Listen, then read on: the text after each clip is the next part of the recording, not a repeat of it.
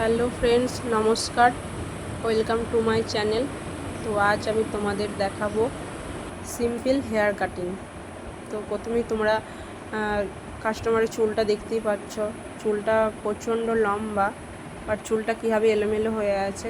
তো এটা যেহেতু সমান কাট করবে, সেহেতু আমরা ফার্স্ট যেটা করব, ওয়াটার স্প্রে দিয়ে চুলটা ঠিক করে নেব।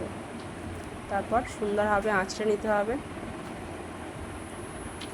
সুন্দরভাবে আঁচড়ে নেওয়ার পর চুলটা আমরা কাটবো। ওর লেন্থটা প্রচুর বড় ছিল, তাই ও বললো একটু ছোট করেই কাটতে।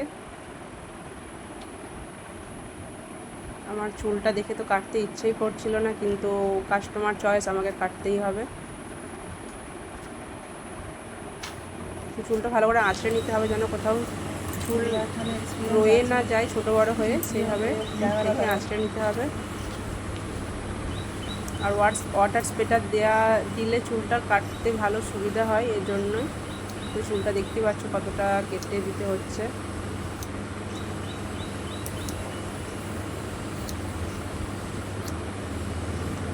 খুবই সিম্পল হেয়ার কাটিং, যেহেতু সমান কাট, তাই এটা খুবই সহজ।